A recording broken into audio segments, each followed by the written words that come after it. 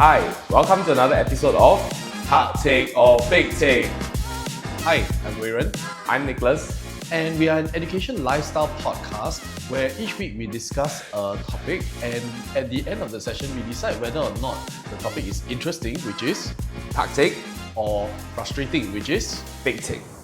Right, so for today's topic, we will be talking about the recent train disruptions that led to a few PSLE students becoming late for their actual exam. Yeah, Nicholas, do you have anything to say about this? Wow, I think that disruption to examination is always never a pleasant thing. Yeah. All right, especially leading up to the examination, students are generally, cramping in, and the last thing that they need on their platter is this kind of unforeseen disruption. I think the whole psyche of you going to the examination late, you're sweating bullets, and then finally you still need some time to settle down before psychologically you're actually prepared to take the examination. So it affects their performance, right? So you can imagine that when you sit the exam, you're late already, you're anxious, and you're like, oh damn it, like Like it's yeah. I think I do, however, know that exam disruption is actually not really a new and fancy thing. Yeah. I think it has happened quite a fair number of time. So on the 25th of September at 9 a.m., there was a 40 train. All right, it was actually withdrawn service due to a fault near Clementi MRT station. Then 9:25, the 40 train was actually returning back to the depot, and there was actually smoke that was actually coming out, and I think that resulted in a power trip. And this itself caused train at Clementi station to stall, and commuters did mention that the trains were safely detrained. I'm not a train aficionado, but what is the meaning of a detrain?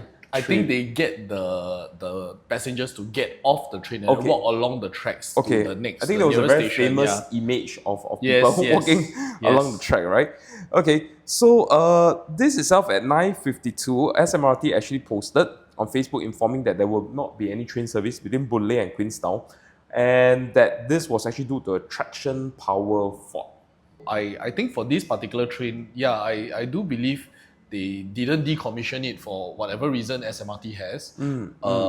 But yeah, it was really a first generation Kawasaki heavy industries train which Okay. became faulty. That caused this train fault in the first place. And the axle box dislodged, right? Yes, And it yes, dropped. yes. And I think that while it was dropping, all right, there was actually an undercarriage with wheels. It actually came off the wheel itself. So this is sort of like a kind of a derail situation that's actually happening. Yes. Yeah. You do know that there's actually around 850 people that actually detrain.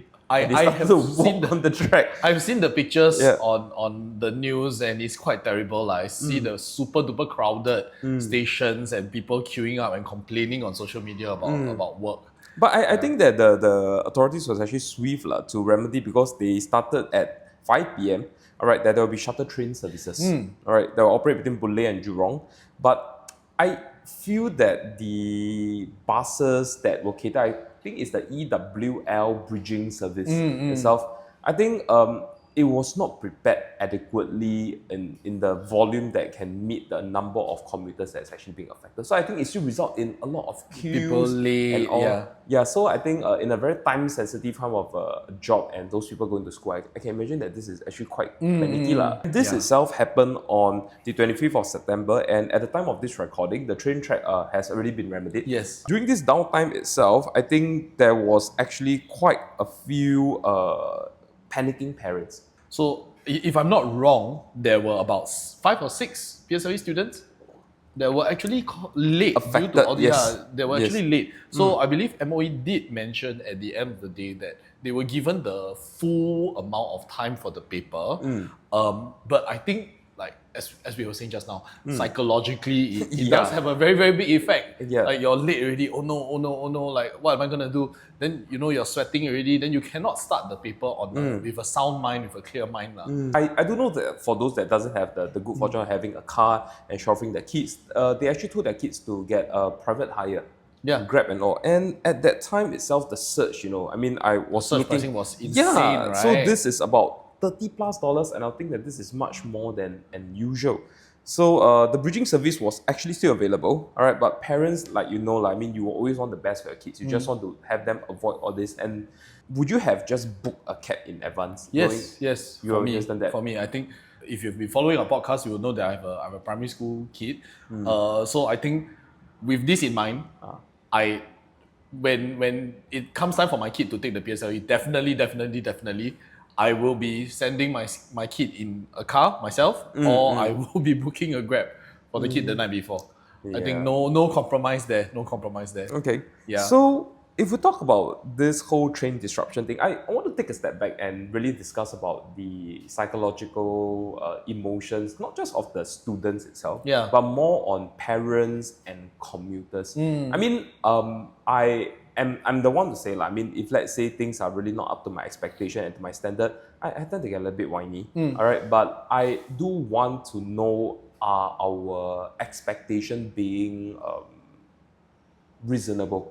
Yes. In terms of like this is still a public transport. Yes. I mean, I think it's still very much dominated by the public sector of the government. Yes. And do we somehow like hold it to a very high standard, like it's infallible, like it will always be up and running, and that in the event that there was failure, which we expect to be little to none, we want immediate remedy and all that. Yeah, Like, this is a very Singaporean thing, right? To want immediate response and immediate remediation just for whenever something doesn't go our way. I feel that it is a very kiasu thing lah for us to think. I feel that train faults itself is not going to be infallible. I think that it will always happen. And it would take it out in a more macro view. We take a look in the other world, other countries and all itself. I think public transport, I do have friends that are actually, they're based in New York. Yeah. And then they told me literally like when they go out to the subway expecting to take a train, and then suddenly there was just this announcement that said, okay, train will be terminated for today. There will not be any service. And then they just say, okay, because the bus captain or the train conductors, they are on strike. Yeah. So, if I'm there in the situation, I'll be like panicking. I was like, what do you mean on strike? What kind of arrangement? But my friend just told me that, we'll just go out the subway, we just grab a $1 sliced New York pizza, then we'll just look for alternate transport. And they say that this is a common thing, right? Common thing. So I have been personally caught in this before. I'm not sure if you have experienced.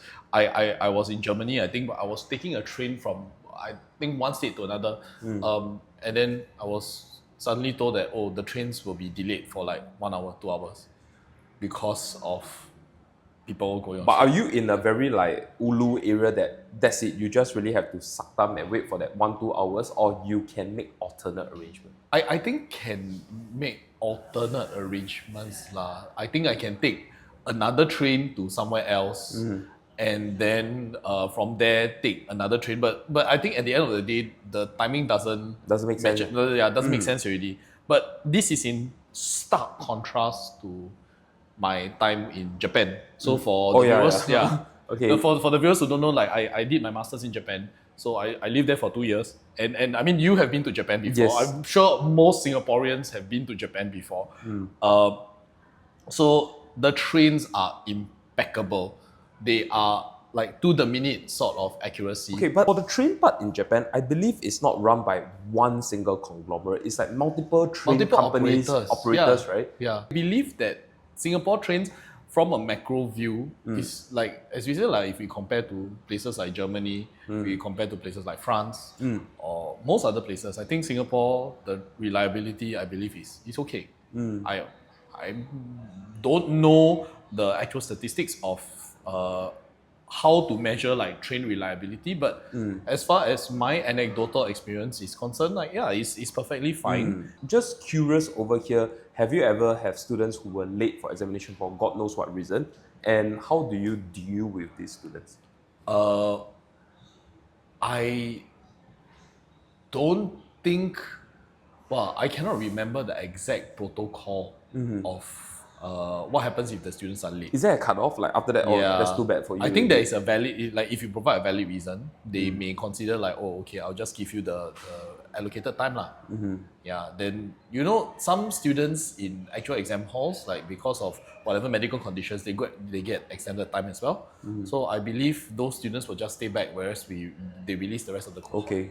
Okay. Yeah. Is the concern more of like if the main bulk of kids are done the examination, they go out, they have access to their phone, then there's some form of communication. Yes, there's a sound, the Okay. form of communication. Okay. Yeah. Okay.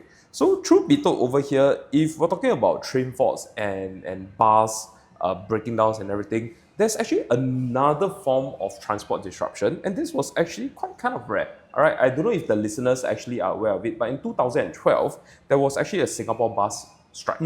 Yeah, so to walk you through itself, at 26 November 2012, there was actually bus drivers that was at the SMRT dormitories, and they refused to start their shift. All right, so the agenda of their strike over here is actually to ask for better wages. Yep. So a lot of, and it was close to 112 Chinese nationals SMRT drivers that took part in the strike. I remember this incident. You remember this incident? 2012, what was I doing? I was. I think we were in uni. We Uni? just graduated. For me, I think I just graduated. Okay. Yeah. That means I'm still in uni at that time. And itself over here, these strikes that bus captains actually go through, it's actually not very much a very Singapore thing, because on the same note itself, in 2024, and this was just this year, on March, there was in Korea, Seoul, there was also a bus drivers having strikes and all. So actually you can see that there was a mechanical-led kind of disruption, but there's also more of a human-led kind of disruption. I think as far as our bus captains or our drivers going on strike, I feel that this is not so much of an issue because strikes hardly occur in Singapore. Okay, Yeah, okay. due to the nature of strikes being illegal. So yeah, I think this is something that will not happen so often. But I think as far as train faults are concerned, I feel that this is more likely to occur. And this is also not the first time that a train fault has occurred that led to parents being anxious Okay. of their students being late. So I believe in 2017, there was also another incident where there were massive train faults, also during the PSLE Okay. period. Okay. So parents were quite concerned and parents were quite anxious. So thankfully, I think during that time, there was no PSLE students that were affected by Okay. the train delays. Okay. Yeah, so that's what caused. I believe it was water in the tunnels and human error. Okay. And Yeah. this itself, was there a termination of service between a big stretch of rails and all during this water in the tunnels kind of an error? Hold on, let me just look it up. So basically, it was along a stretch of the East-West line again. East-West line. Okay, I think it's East-West the line. oldest. Okay. Actually, North-South line is older, right? If I recall correctly. I thought- North-South line launched first. North-South is the red line. Yes. Okay. I think North-South line launched first and then followed by the The East-West. East-West line. Right. Okay. So basically sections between the delay was between Tampines and Pasir Ris. So it's towards the tail end of the East-West line already. So I think not so much of a problem. So actually, with respect to education disruption for examination itself, we have actually witnessed quite a fair occurrence of this. Although I don't know, should I call it as a black swan event?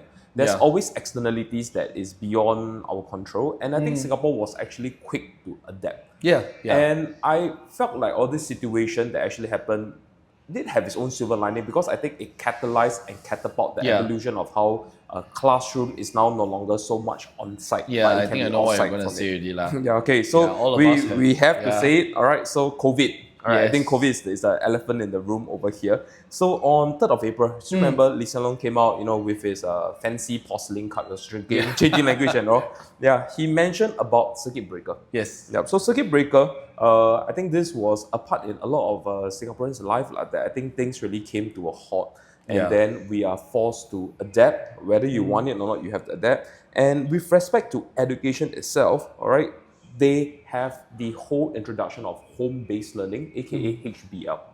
All right. So during the HBL period over here, students were home. they were tuning into lectures. We were teaching at the time too, and we had to adapt Yeah, to the ministry. yeah, We have it was to do difficult. home-based learning as well. Yeah. I'll be very honest here to the listeners. I felt like I could have delivered better if it was on site. Yes, of course. Yeah, so not dissing students and all, but it's just very human nature that when you're in front of the computer screen, you do not have someone behind you. You can let your thoughts wander. You can do your alternate tab or command tab for those that's using Mac, and then you'll be using a screen, or even in fact you can do like two screens side by side. You can Yes. listen to the lecture and all. So I felt like the efficacy itself wasn't that great, and a lot of the success of the HBL really determines on the students. The student, right? Yeah, the students, if they are really in focus, if they're not focused itself, it's going to be quite disastrous. I think at the end of the day, teaching is still a two-way thing. Like you need, as a teacher, you deliver the lesson. You need to see feedback from the students. But when the students are behind the screen, it's so hard to get that feedback from the students, especially if they don't turn on the camera. So I think we all know lah, like when the students turn on the camera, even if they turn on the camera, they will be facing at the ceiling fan, Yeah. or you just see the forehead. But I do see nostrils time to time because from the iPad they're looking upwards from there. Yeah. We can't fault them, but I felt like this has a paradigm shift kind of effect because right now, even though we are post-COVID, right, we're out of COVID, there are still students who decide to do online permanently. Yeah, for myself at least, like in the class, I try my very best to engage them. I talk to them, and if I'm using Google Meet itself, there's my read of tools, things like raising the hand, doing your emojis and whatsoever. At least just a little bit of a semblance of response would be good enough to get a sensible feedback. Yeah, as well as the making sure that the students deliver what they're supposed to deliver, submitting their notes that they've taken down, whatever work after class is over lah. But I have a pet peeve, if their cameras is perpetually switched off, I get very frustrated because I don't know what's happening in the background. Yes. And after repeated numbers of advice to the parents and all that, you need a camera so that, it's for the presence, is to make sure that you're here and all. It usually fall through lah. I mean, especially if they are not tech savvy, they're using their parents' laptop and their parents are not with them. And I find that the students always come out with this, I don't know if it's an excuse or if it's legit, they always say, oh, my camera's spoiled, my mic's spoiled. So, this is something that is not really within our control, and you can't expect us as a service provider to like buy webcam and a proper mic for the students, right? For every single student out there. So it's something that is not really within our control. And I think on the note of disruption to learning itself, during the HBL period, the ministry has also do a bit of a tai chi in terms of how holidays were. So the initial circuit breaker was actually from 8 April to 4th May. But I think the circumstances did not really improve significantly. And what they do, they did a bit of a swap. They extended 4th May all the way to 1st of June by a month. And they actually brought forward the June holidays from there. And I think it was a kind gesture. And they actually decided to have this thing known as CLT, Common Last Topic the common Removal. last topic removal, yes. So- So this affects the exams lah. Correct. So for Sec 4 Physics, could you tell me what was actually removed for the CLT? I believe it was electromagnetic induction. Was it like, this is a good discount, big discount? I personally don't like teaching that topic. Okay. But I feel that it was when students, it's an important physics concept. Okay. Because it tells you how you get like your generators as well as your how we produce electricity in the first place. So eventually, I felt there was a loss in terms Okay. of like knowledge gaining.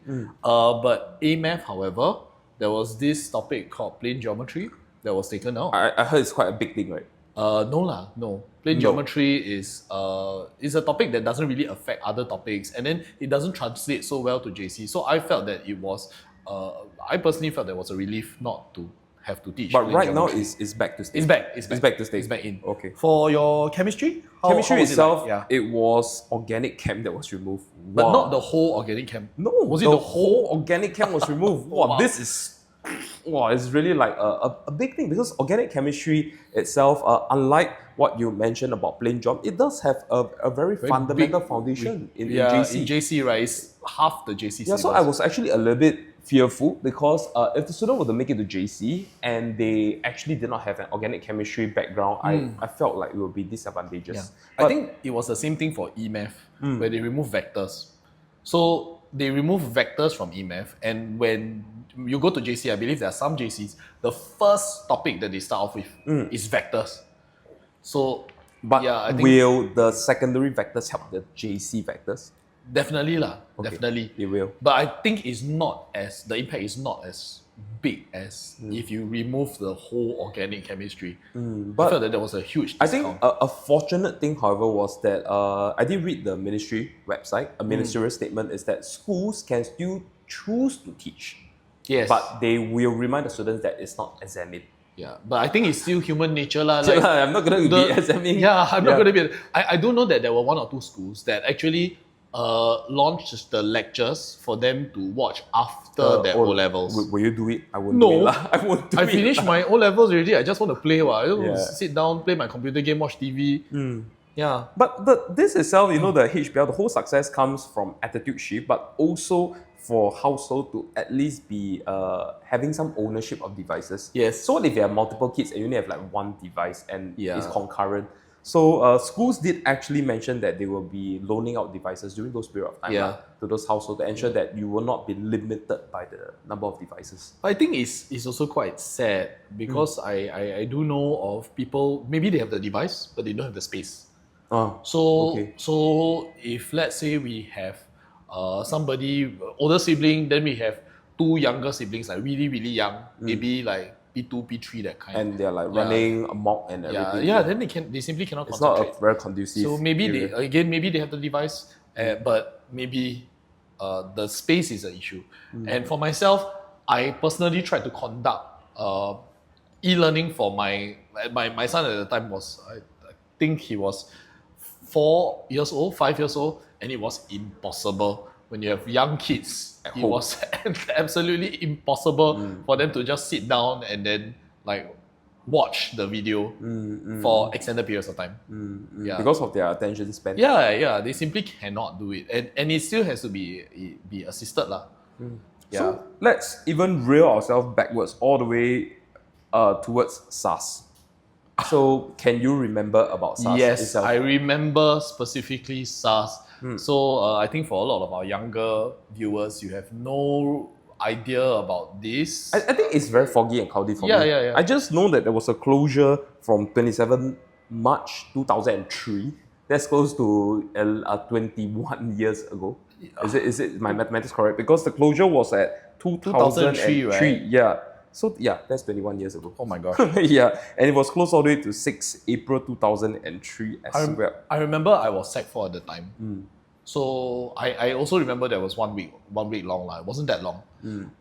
And last time there was no such, there was internet, but the internet was much, much slower than it was before. We didn't really have the kind of web teaching tools that we have now. So I believe last time had Skype, but you can't share Yes, a you screen and everything. So it was super duper difficult. When they close school, it's literally they close school. There's nothing that can be done. Okay, I remember for me, I'm just rejoicing. I didn't know the Yeah. severity of SARS. I was like, okay, it's time for PlayStation the whole day. Yeah. So, My confession, that week, right? I remember I went to East Coast Park. oh, Yeah. but did it make it illegal to go out? No, it wasn't illegal. It's just that the schools were closed. Yeah, the schools were closed. But I remember there was nobody there because everybody was scared, man. They were all at home. Wow. So Yeah. East Coast Park was like Yeah, really. it was literally nothing there. But then when I went there, it started to rain. So okay.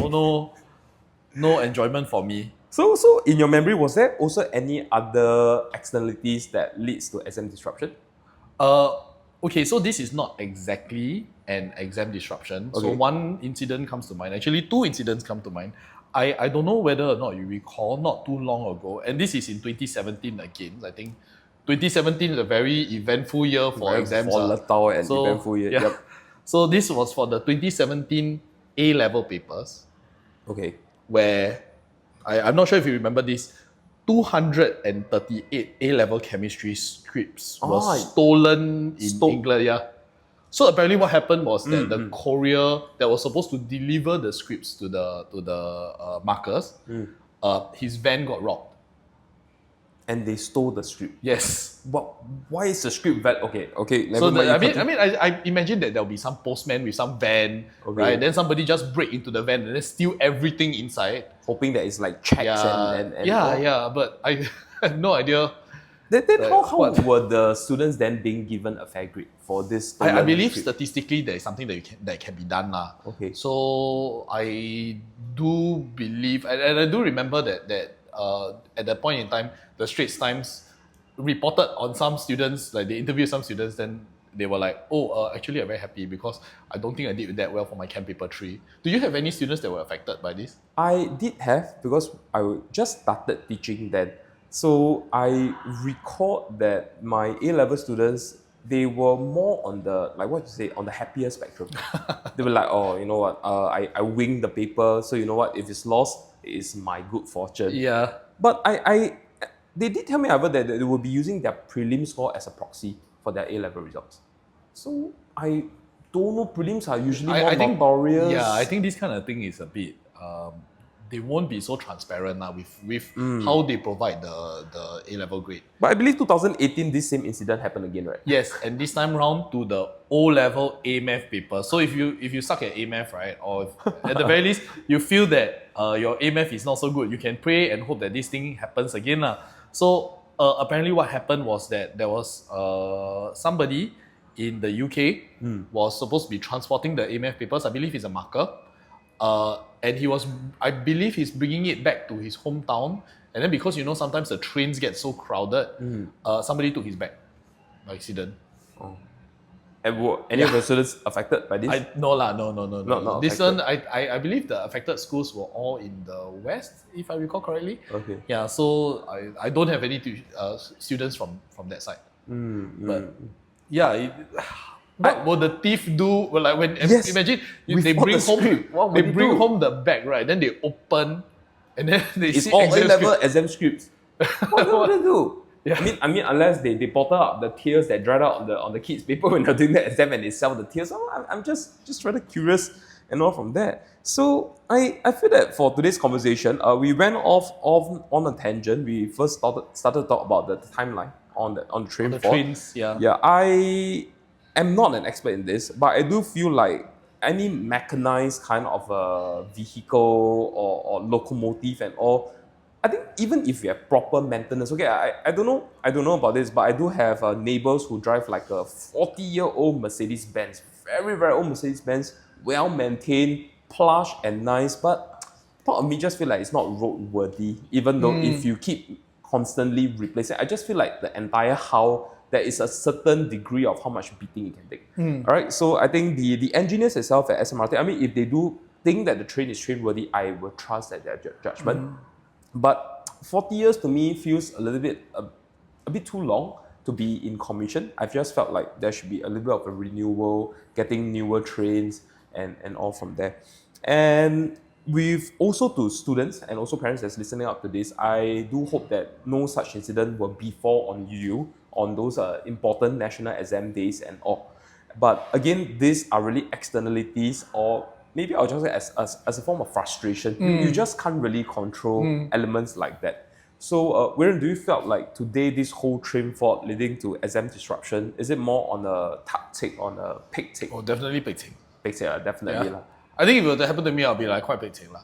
But Yeah. out of your control. Yeah, it's out of control. Okay. Even if let's say my exam script got lost, right? To be honest, I spent like 2 years just studying for that A-level paper, right? If I feel that the paper got lost, I don't know, I would feel quite Frustrated by that. frustrated. I myself, I feel like similarly is a extremely big take emotion for me. And I think the more on the pick take part, it's not so much on, I'm going to go to my exam late and all, but more of the fact that I can't predict this like the weather. Yeah. And, they say that misery loves company.